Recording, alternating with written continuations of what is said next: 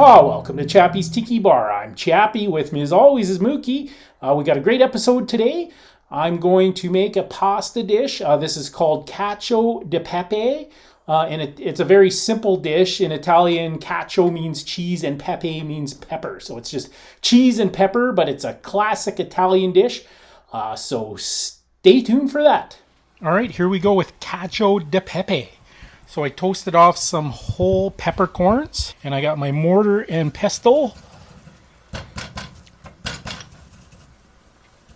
So toasting them will release the oils, and then I'm just breaking them up with the mortar and pestle here.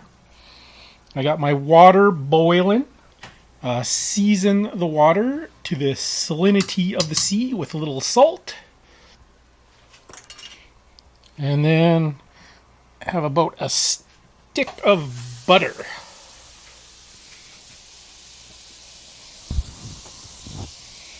Okay, I'm going to drop the pasta. We want it al dente.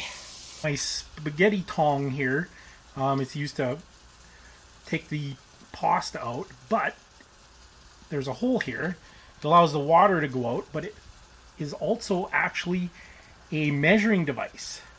So if you put your spaghetti in that hole, that is, oops.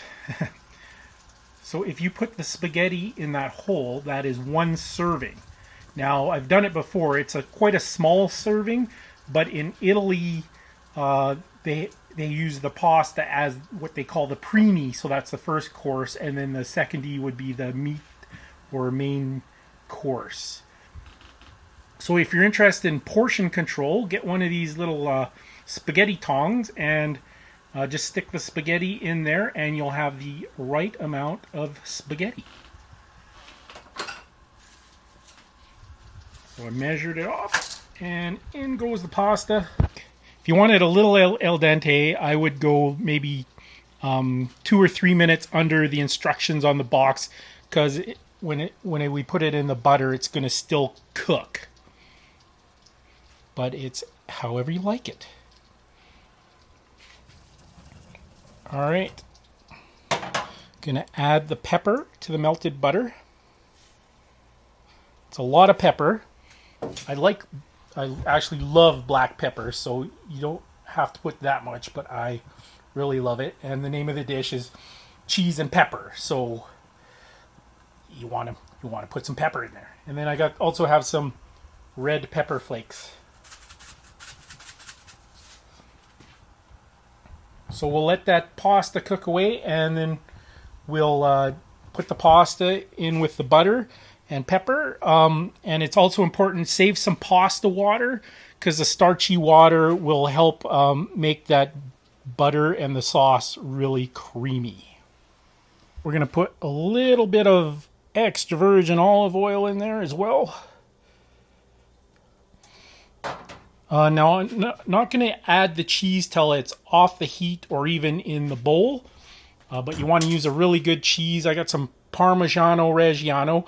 I think Pecorino is more traditional, because I think it's a Roman dish, but this Parmesano Reggiano is awesome stuff. And then I'm going to finish it off with a little bit of fresh basil too. We're just getting ready to drop that pasta. All right, here we go.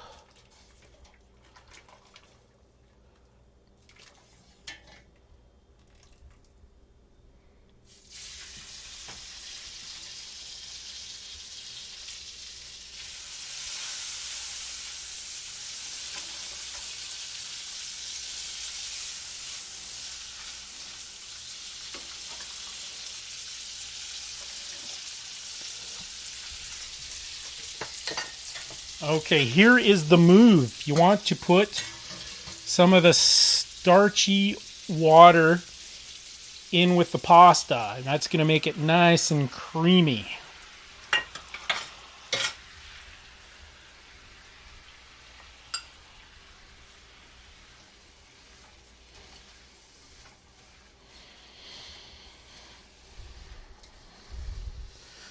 All right, we're going to get that plated, and then I'm going to add the cheese and maybe a little bit more olive oil and just a little bit of basil for garnish. And there it is. I'll tell you one more little trick. When I was in Italy, whenever I got a spaghetti dish or long pasta, I would ask for a cucchiaio or a spoon, and they would look at me funny. Italians don't eat their spaghetti with a spoon. Like, I was brought up twirling it around the spoon.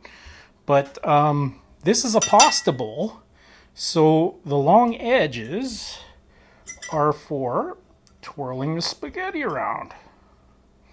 So if you go to Italy, you don't need to order a cucchiaio. Delicious.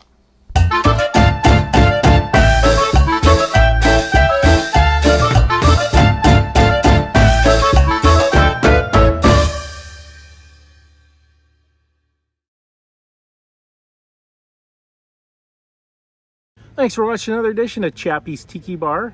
Make sure you get that notification bell. We have a new episode every Friday. This is Chappy saying life is hard. That's just the way it goes, but sometimes it goes the other way.